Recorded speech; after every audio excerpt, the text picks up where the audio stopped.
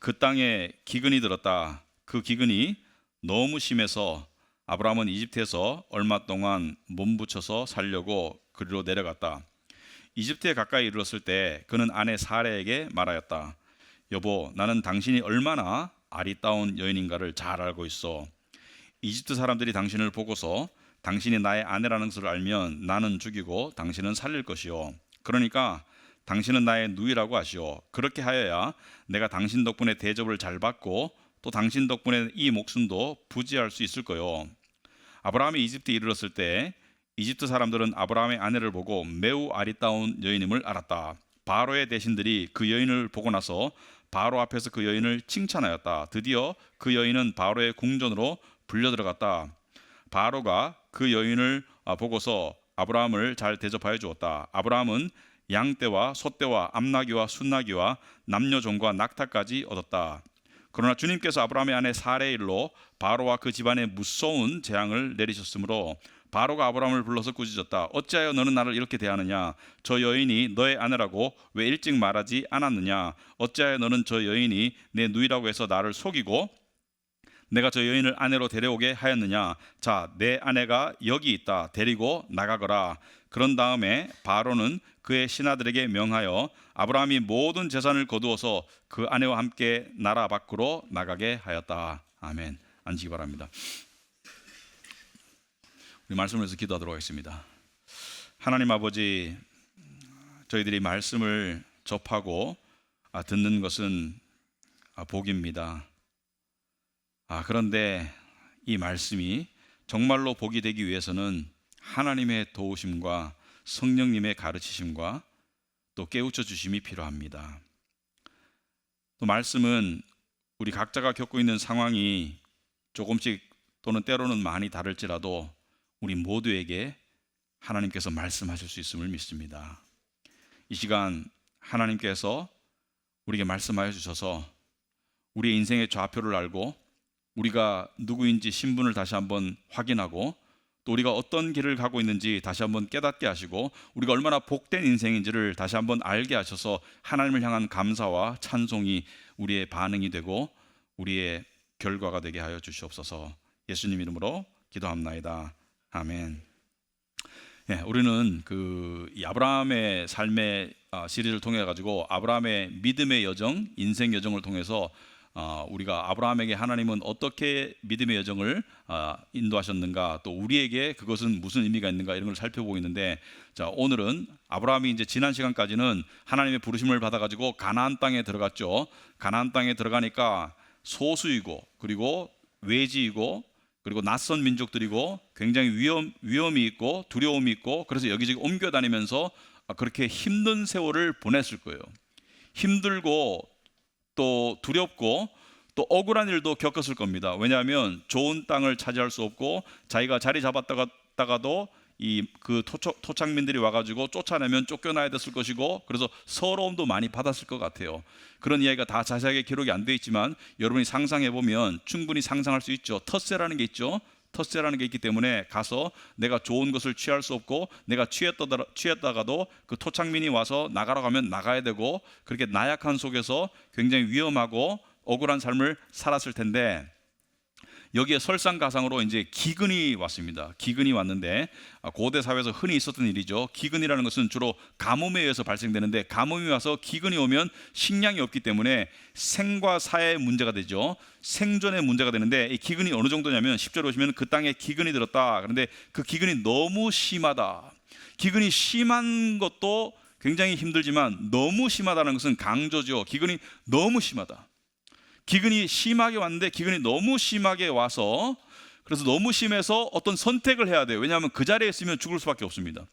그 자리에 그 상황 속에 그냥 머물러 있으면 죽을 수밖에 없기 때문에 어떤 대안을 찾아야 되는데 그 대안이 뭐였냐면 아브라함은 이집트에서 얼마 동안 몸부쳐서 살려고 그리로 내려갔다. 이집트로 내려갔어요. 지금 아브라함은 이스라엘 유다 땅, 이제 나중에 유다 땅이 되죠. 네게브 가나안 땅 네게브라고 해가지고 거기는 사막 지역인데 거기도 살기가 좋지는 않지만 기근이 와가지고 내려갔어요. 어디로? 이집트로 내려갔다. 자, 성경에 보시면은 기근이 왔을 때 이집트로 내려간 일들이 종종 나옵니다. 예를 들어서 야곱의 자손, 야곱의 70여 명의 자손이 이집트로 내려가죠. 근데 그 내려간 계기가 요셉을 통해서 내려가지만 처음에 요셉을 찾아간 이유가 기근 때문에 식량을 구하러 이집트로 갔었죠.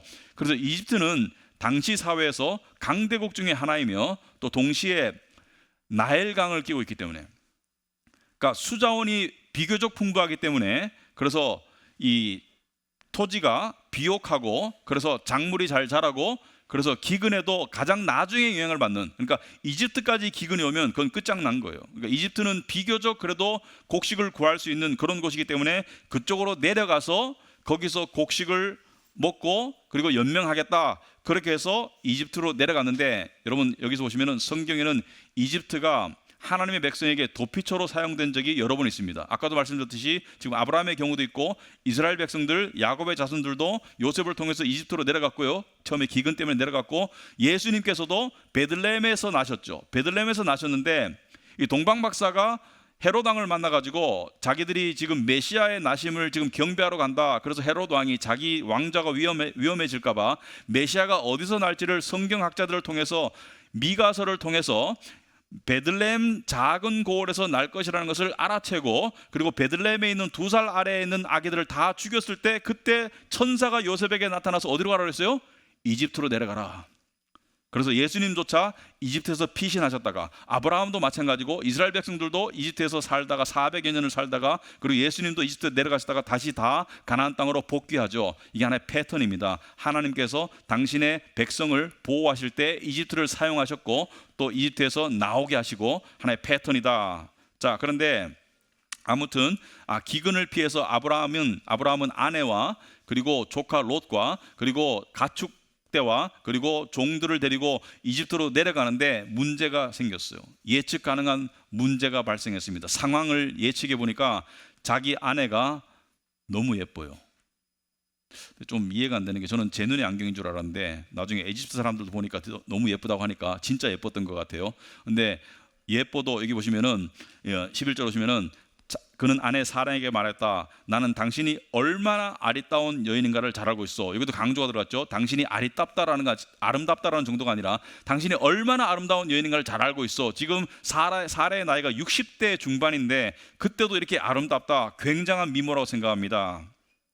그래서 문제가 뭐냐면은 너무 아름다워서 이집트 사람들이 12절 보시면은 당신을 보고서 당신이 나의 아내라는 것을 알면 나는 죽이고 당신은 살릴 것이다. 무슨 말이냐면 당신이 내 아내이기 때문에 이 이집트 사람들이나 또 바벨론 사람들, 아브라함의 원래 민족이던 바벨론 사람들의 특징이 뭐냐면, 강대국들의 특징이 뭐냐면 원하는 것은 어떻게 수단과 방법을 가리지 않고 뺏는다.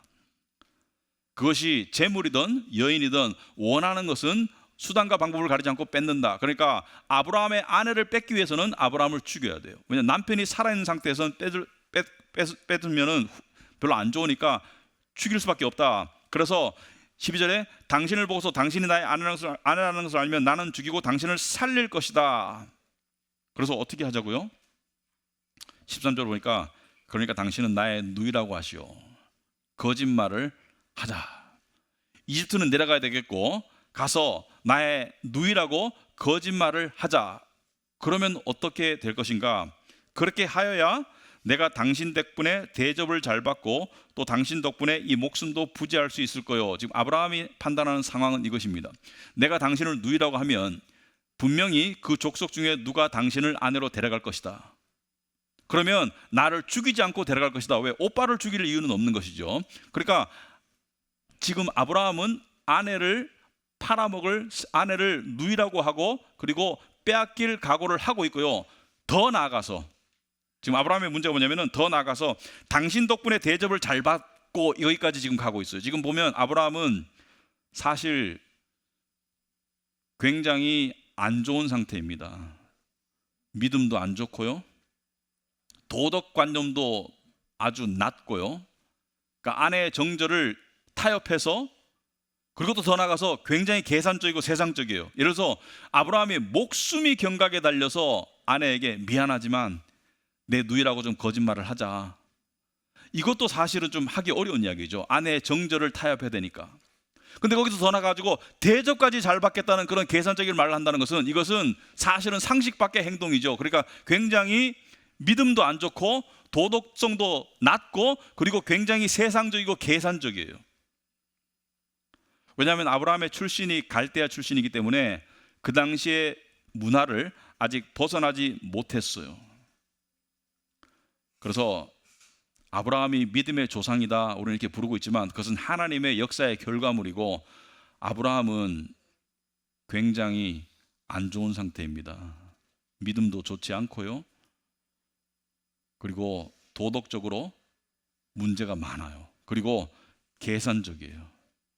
어느 남자가 목숨을 구하는 것까지는 그래도 이해가 되지만 아내를 팔아서 아내의 정절을 타협해서 재물을 얻을 생각까지 하고 있을까? 대접 잘 받을 생각까지 하죠. 이거는 너무 나갔죠. 우리 한 가지 여기서 주목해야 되는 것은 하나님이 아브라함을 왜 부르셨을까? 그 수많은 사람들 중에서 왜 하필 아브라함을 부르셨을까? 아브라함이 더 의로워서, 아브라함이 더 도덕적이어서, 아브라함이 더 선해서? 아니에요. 앞으로도 아브라함은 이런 잘못을 또 저지르고요. 그리고 또 아브라함은 수많은 또 잘못을 저질렀지만 성경에 기록된 것은 대표적인 게 기록됐겠죠. 예를 들어서 이 하갈을 통해서 이스마엘을 낳았다든지. 아브라함은 사실은요, 아브라함 일생을 다 살펴보면 정말 아기를 못 낳을 정도로 늙어가지고 겨우 아기를 낳아가지고, 그리고 그 이삭이 몇십 살이 되고 난 다음에 아내가 죽었는데 또 장가들죠, 그죠? 말하자면 오늘날로 말하면 한 90 넘는데도 계속 첩을 얻는 그런 모습도 보이고 있고, 그래서 그 모습을 봤을 때 굉장히 아름답지 못한 모습이 많다. 근데 하나님이 아브라함을 택하셨어요. 여러분과 저를 택하신 기준도 마찬가지예요. 우리가 더 의로워서, 세상 사람들보다 더 의로워서? 아니에요. 우리가 더 믿음이 좋아서라고 말할 수는 없겠죠. 믿음은 하나님이 주셨으니까. 아니에요. 우리가 덜 계산적이어서? 아닙니다. 우리 중에 어느 누구도 우리의 지난 삶을 돌이켜보면서 내가 이렇기 때문에, 이런 자격 때문에 하나님 나를 부르셨다고 생각하는 사람이 있다면 그것은 완전히 잘못된 생각입니다. 우리가 정말로 우리 자신의 과거를 돌이켜본다면 이런 나의 모습에도 불구하고 하나님이 나를 부르셨다니, 이게 정상적인 생각이에요. 이런 나의 모습에도 불구하고 하나님이 나를 택하시고 나를 구원하셨구나, 이게 하나님의 은혜입니다. 여기에 하나님께 스스로 나아갈 수 있는 자격을 갖춘 사람은 아무도 없어요. 아브라함도 아니고 여러분도 아니고 저도 아니에요. 오늘 말씀을 보면 아브라함의 예상이 맞았습니다. 아브라함의 예상이 정확하게 맞았어요. 14절부터 16절 보시면 이렇게 나오죠. 아브라함이 이집트에 이르렀을 때 이집트 사람들은 아브라함의 아내를 보고 매우 아리따운, 똑같은 표현이죠. 매우 아리따운, 아름답다 정도가 아니고 매우 아리따운 여인임을 알았다. 근데 얼마나 아리따웠냐면 그냥 동네 사람이, 아브라함이 도착한 동네 사람이 아니라 이집트에 사람이 많았을 겁니다. 아마 최소한 수백만 명은 됐을 거예요. 그런데 이 소식이 어디까지 전해지냐면 바로 왕에게까지 전해지는데, 바로는 왕의 이름이 아니라 왕의 타이틀이죠. 그래서 이집트의 왕은 다 바로 왕이라고 불렸는데, 바로 왕에게까지 대신들이 고했을 정도로, 왕에게까지 알렸을 정도로, 무슨 말이냐면 우리가 취하기는 너무 아름답다, 이런 것이죠. 고관들이 취하기도 너무 아름다워서 왕에게 보고해야 되겠다. 이걸 내가 마음대로 취했다가 왕이 나중에 알고 나면 큰 코 다치겠다. 이 정도로 아름다웠다. 굉장히 아름다웠어요. 그래서 바로의 대신들이 그 여인을 보고 나서 바로 앞에서 그 여인을 칭찬하였다. 왕에게 고했죠. 드디어 그 여인은 바로의 궁전으로 불려 들어갔다. 바로 왕이 듣고 난 다음에 얼마나 아름다우면은 이렇게까지 대신들이 와서 나한테 칭찬할까. 그래서 불러들였죠. 바로가 그 여인을 보고서 아하, 사람들의 말이 틀린 말이 아니네. 그래서 어떻게 해요? 아브라함을 잘 대접해 주었죠. 아브라함의 계산이 맞았죠. 어느 정도로 잘 대접해 주냐면 양떼와 소떼와 암나귀와 순나귀와 짐승만이 아니라 남녀 종들까지 줬어요. 엄청난 재물을 줬어요. 그러니까 당시에 신부를 택하고 그 다음에 지참금을 줄 때 평민들이 주는 지참금의 정도가 다를 것이고, 그 다음에 재력가들이 주는 지참금의 정도가 다를 것이고, 왕의 수준에서, 바로 왕의 수준에서 주는 지참금은 엄청났을 겁니다. 엄청난 재물을 줬어요.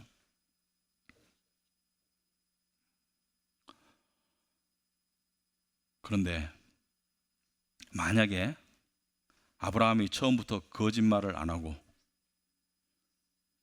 이 사람은 제 아내였습니다 라고 말하면 아브라함이 죽었을까요?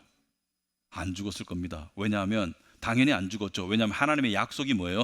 너의 자손을 통해서 큰 민족을 이룰 것이라고 하신 그 언약의 말씀을 믿었다면 자기는 죽을 수 없다는 것을 알았을 거예요. 그죠? 그걸 정말로 믿었다면, 왜냐하면 최소한 자식이 하나라도 있었으면 자기가 죽어도 그 자식을 통해서 백성을 이룰 수 있겠지만은 자기에게 자식이 없는데 지금 자기가 죽을 수 없는 상황, 그러니까 하나님의 언약의 약속에 따르면 죽을 수 없다는 것을 알았어야 되고 믿었어야 되는데, 만약에 그래서 이 이집트 사람들에게 내 아내요 라고 말했으면은 이집트 사람들이 죽이려고 했어도 하나님께서 어떤 수단을 써서도 막아주셨을 겁니다.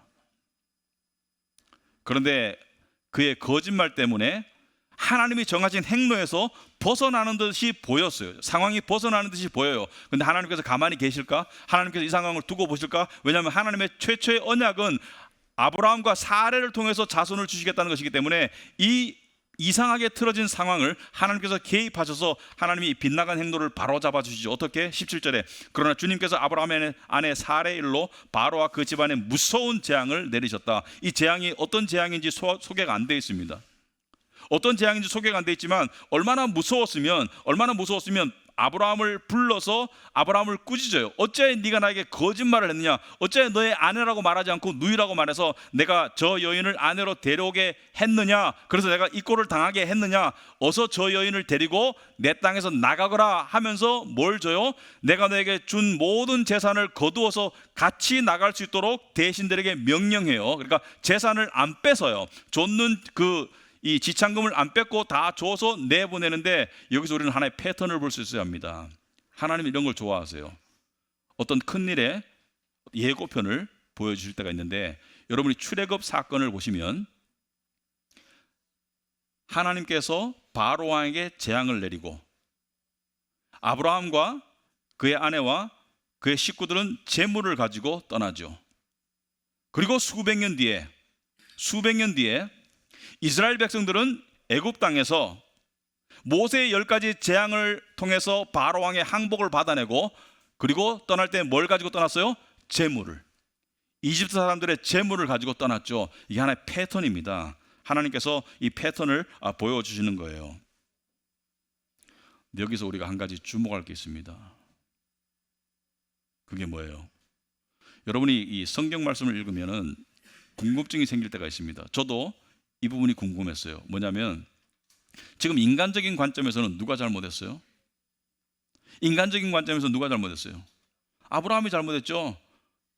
인간적인 관점에서는 만약에 이 사람들이 인간의 법정에 간다면 바로 왕은 무죄고 아브라함이 유죄를 받아야 돼요. 왜냐하면 바로 왕은 누이라고 했기 때문에 아내로 취한 거예요.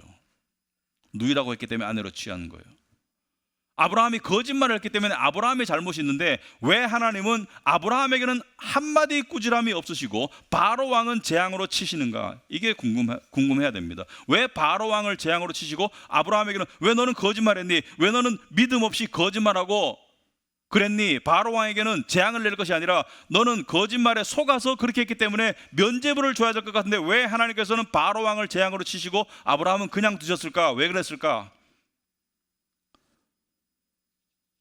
저는 세 가지 이유가 있다고 생각합니다. 첫째는 하나님은 정황을 참작하셨습니다. 앞뒤 정황을 참작하셨어요. 물론 아브라함에게 최선의 선택은 자기 아내 사레를 아내라고 말하는 것이었습니다. 하지만 하나님은 아브라함의 믿음의 약함을 아셨어요. 아브라함의 두려움을 아셨습니다. 사실대로 말하면 죽임을 당할까에 대한 두려움을 아셨어요. 그리고 아브라함의 계산적인 그 부분도 이때까지 수십 년, 70여 년을 살아왔던 그 문화 속에서 한 번에 벗어나지 못하고 있음을, 그 연약함을 아셨어요. 그리고 아브라함이 바로 왕을 치신 것은, 사실 바로 왕은 겉으로는 네가 거짓말했기 때문에 내가 네 아내를 취했다라고 그렇게 아브라함을 비난하고 있지만, 아브라함이 사실대로 말했어도 바로 왕은 아브라함을 죽이려고 했을 것이고 사레를 취했을 것임을 하나님은 아셨어요. 바로 왕은 아브라함이 사실을 말했던 거짓말을 말했던 그 아내를 취하는 일을 할 걸 아셨기 때문에 재앙을 내려도 무방합니다. 그러나 더 궁금한 것은 아브라함에게 아무런 추궁이 없으시다. 아브라함의 연약함, 아브라함의 죄성, 아브라함의 아직 믿음의 부족함. 이제 믿은 지 얼마 안 됐잖아요. 나중에 가서는 아들을 바치라고 그런 요구까지 하시지만 지금은 그 단계가 아니잖아요. 정황을 참작해 주시는 거죠.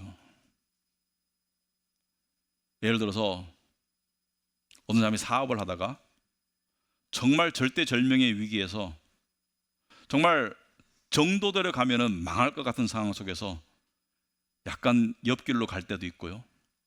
하나님 그것을 잘했다고 말씀하시진 않지만 그 상황을 이해하세요. 정황을 참작해 주신다고 생각합니다. 어떤 사람은 이런 사람이 있어요. 저도 함께 겪어봤는데 계속 얻어먹기만 하고 자기는 안 사죠. 근데 처음에는 이 사람 왜 이러지? 이 사람 왜 이렇게 인색하지? 그런데 나중에 알고 보니까 이 사람 어렸을 때부터 너무 힘들게 살아가지고 돈 쓸 줄을 몰라. 그 정황을 알고 나면 좀 이해가 되죠. 여러분, 우리는 사람을 놓고 같은 잣대로 들이대기보다는 정황을 참작해 줄 알아야 합니다. 어떤 사람은 굉장히 성격이 막 불안정해요. 알고 보니까 살아온 과정이 그래서 그런 불안정성을 가질 수 있다. 근데 문제는 뭐예요? 하나님의 은혜로 나아지는 게 중요하죠. 하나님의 은혜로 나아지는 게 중요하죠. 우리 모두는 환자예요. 환자에게는 정상 참작이 필요한 것이죠. 우리는 건강한 사람이 아닙니다. 우리는 건강한 사람이 아니기 때문에 하나님께서는 우리를 정황을 참작해서 대해 주시고 있다. 두 번째, 우리 속담에 팔은 안으로 굽는다는 말이 있습니다. 팔은 안으로 굽는다. 이게 무슨 뜻입니까? 예를 들어서 여러분이 부모인데 여러분의 자식과 남의 집 자식이 피 터지게 싸웠어요. 딱 보면 상황을 놓고 정확하게 객관적으로 판단이 될까요? 아니면은 조금 더 내 자식에게 유리한 쪽으로 판단이 될까요? 조금 더 자기 자식에게 유리한 쪽으로 판단하려고 하는 것이 부모의 속성입니다. 여러분이 빵 한 쪽을 가지고 있는데 자식이 친구를 데려왔는데 둘 다 배고파 죽겠다고 그래요. 그러면 정확하게 두 동강으로 나눠서 주나요? 아닐걸요? 아마 좀 더 큰 쪽을 자기 자식에게 주고 작은 쪽을 남의 자식에게 줄 거예요. 왜? 팔은 안으로 굽기 때문에. 하나님은 하나님이시면서 동시에 우리의 아버지십니다. 하나님께도 팔은 안으로 굽는 거예요. 아브라함은 하나님이 안아주세요. 이해해 주시고 국률하게 해주시고 정상 참작해 주시고 안아주시지만 바로 왕은 하나님의 자식이 아니에요. 바로 왕은 하나님의 심판의 대상이기 때문에 하나님께서 철저하게 벌을 내리세요. 여러분, 우리 하나님이 우리를 세상 사람과 똑같이 대하신다고 생각하십니까? 우월감을 가지라는 말이 아닙니다. 하나님은 우리를 불공평하게 더 잘 대해 주세요. 왜? 하나님께도 팔은 안으로 굽어요. 세상 사람들은 하나님께서 방치합니다. 일반 은혜 속에 두시지만 세상 사람들의 삶 속에 하나님이 그렇게 깊이 간섭 안 하세요. 하지만 당신의 자녀들의 삶은 하나님께서 눈동자같이 지켜봐 주시고 철저하게 간섭하세요. 여기서 하나의 문제가 있습니다. 여기서 하나의 문제가 있어요. 왜냐하면 하나님은 공의의 하나님인데, 하나님은 공평과 정의의 하나님인데, 하나님이 정의를 굽히면 그건 하나님의 공평과 정의에 어긋나는 것 아닌가? 하나님의 공의의 하나님이시라면 하나님은 공평하셔야 되는 것이 아닌가? 이게 하나 의문이 생기는 거예요. 그죠? 왜 팔이 안으로 하나님의 팔은 똑바로 뻗쳐져야 돼요. 하나님의 팔은 직선이어야 되고 하나님의 팔은 이 곧아야 돼요. 근데 왜 하나님이 당신의 자녀를 향해서는 팔이 굽고 외인을 향해서는 등을 내미시는가? 하나님이 당신의 자녀는 잘못을 했음에도 불구하고 안아주시고 당신의 자녀가 아닌 자들에게는 등을 돌리시는가? 왜 그러는가? 하나님의 공의의 하나님인데 그러시면 안 되는 거 아닌가? 바로 십자가의 복음 때문입니다, 여러분.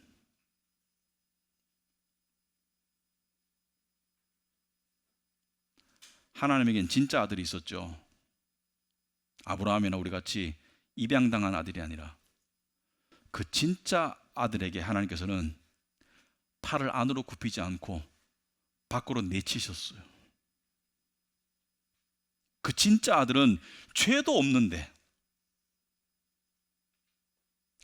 아무런 죄도 없는 의인인데, 그 진짜 아들에게는 너무나 부당하게 하셨어요. 진짜 아들은 정상도 참작해 주지 않고 조금도, 팔이 안으로 굽지도 않으시고 팔이 밖으로 튕겨 나가셨고, 진짜 아들은 늘 안아주셔야 되는데 등을 철저히 돌리셔도 외면하셔서 그 아들이 십자가에 죽으면서 나의 하나님 어찌 나를 버리시나이까라고 절규하는데도 철저하게 외면하셨기 때문에 그 아들에게 너무나 부당하게 아들을 학대하셨기 때문에, 아들을 외면하셨기 때문에, 아들에게 벌을 주셨기 때문에 우리에게 너무나 부당하게 은혜로 오실 수 있는 것이에요. 아브라함에게 너무나 부당하게 은혜로 오실 수 있는 이유는 바로 아브라함의 후손으로 오실 예수 그리스도에게 너무나 부당하게 하나님께서 냉대하셨기 때문입니다. 그래서 이 공평이 맞아진 거예요. 하나님의 공의가 맞아진 거예요. 하나님이 당신의 자녀인 아브라함에게, 여러분과 저에게 하나님께서 그렇게 불공평하게 은혜로우시고 불공평하게 긍휼하시고 불공평하게 용서하시는 그 근거는 당신의 진짜 아들 예수 그리스도에게 너무나 불공평하게 냉대하시고 너무나 불공평하게 버리시고 너무나 불공평하게 고통과 학대를 주셨기 때문입니다. 그분의 몸에 왜 못이 박혀야 돼요? 아무런 잘못이 없는데. 그분의 옷이 왜 벗겨져야 돼요? 아무런 허물이 없는데. 그분이 수치를 당하시고 그분의 몸에 못이 들어가고 옆구리에 창이 들어가가지고 그거 다 부당하잖아요. 부당한 아픔이고 부당한 고통이고 부당한 죽음이잖아요. 근데 그분께서 그 부당하게 당하신 그 속에서 흘러나온 그 보혈의 피가 우리의 모든 죄를 씻기고 하나님께서 당신의 팔이 우리를 향해서 늘 안으로 굽도록 만드시는 거예요. 이 스토리 속에서도 하나님은 예수 그리스도를 암시하시고 복음을 우리에게 알려주시는 겁니다. 그런데 이 은혜가, 이 하나님의 은혜가 우리에게 주어졌습니다. 하나님의 사랑, 하나님의 용서, 하나님의 긍휼이 우리에게 주어졌는데 좋죠. 좋은데 저는 솔직히 좀 불편해요. 때로는 이 하나님의 은혜가 불편하게 느껴질 때가 있어요. 하나님이 나를 사랑하시고 그 자리에 늘 계셔 주시는 분이라는 것을 내가 알고 믿지만, 그 은혜를 힘입어서 하나님께 다가가지만 때때로 이런 음성이 들립니다. 너의 그런 모습에도 하나님이 너를 여전히 사랑하실까? 차라리 하나님이 저한테 따끔하게 화를 내시면 좀 더 마음이 편할 것 같아요. 저의 부족한 모습에도, 저의 망가진 모습에도 하나님이 여전히 내 편이실까? 내 편이실까? 그런 불편함이 있습니다. 여전히 내 편이실까? 믿기는 믿지만 마음 한구석이 불편할 때가 있어요. 그런데 제가 하나님을 만나보면 그 불편함이 불신앙입니다. 은혜 없이 어떻게 살려고요? 응? 그게 불편해서 은혜가 없으면 어떻게 살려고요, 우리가? 그 은혜 없이 우리가 어떻게 하나님께 나아갈 수 있어요? 그 불편함의 원인은 우리가 예수 그리스도의 십자가의 능력과 그 보혈의 피를 그만큼 못 믿는 거예요. 예수 그리스도의 보혈의 피와 그 십자가의 능력을, 그 은혜를 우리가 정말로 믿는다면 그 불편함은 하나님을 향한 감사로 바뀌어야 합니다. 불편한 만큼 하나님을 향한 감격으로 바뀌어야 돼요. 예, 우리는 잘못을 저지릅니다. 우리는 하나님 보기에 합당치 않은 일과 생각과 행동과 말을 할 때가 있어요. 분명히 있어요. 하지만 하나님께서 우리에게 사랑의 매를 대실 때가 있습니다. 하지만 절대로 하나님은 우리에게 등을 돌리지 않으세요. 하나님의 팔은 우리를 향해서 늘 굽어 있습니다. 왜냐하면 마치 석고상처럼 십자가의 그 은혜가 하나님의 팔이 우리를 향해서 영원히 굽도록 만들어 놓으셨어요.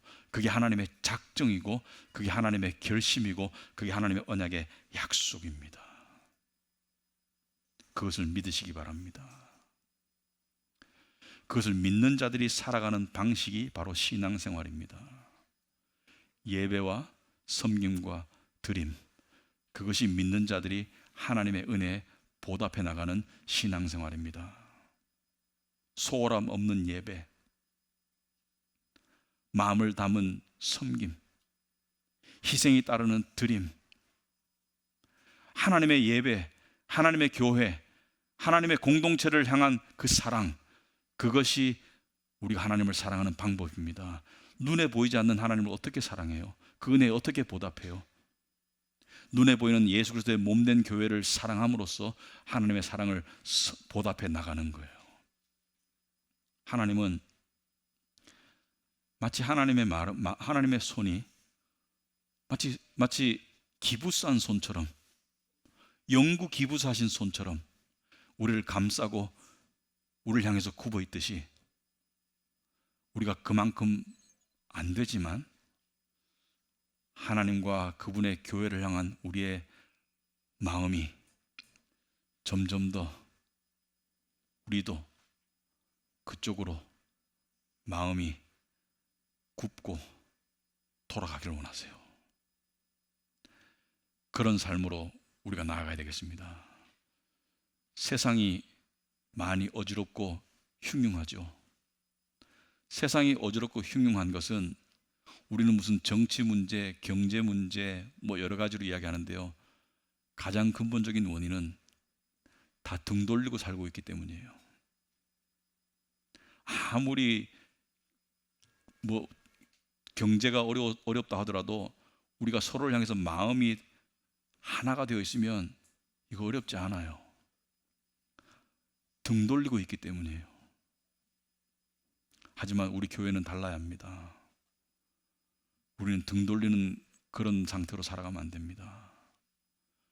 우리는 마음이 하나님을 향해서 계속 돌아서야 돼요. 돌아서야 돼요. 수시로 돌아서야 합니다.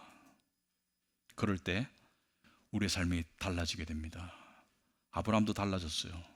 아브라함의 스토리를 읽어보면 그 부도덕함도 도덕성이 나아지는 사람으로 달라지고요, 그 계산적인 사람도 신앙의 사람으로 달라지고요, 믿음의 사람으로 바뀌어서 나중에 믿음의 조상이 되고 이삭을 바치는 경지에 이르게 됩니다. 그러한 삶으로 나아가는 우리 카비넌트 공동체가 되기를 진심으로 축원합니다. 기도하겠습니다. 하나님 아버지, 참으로 하나님의 은혜가 우리의 마음에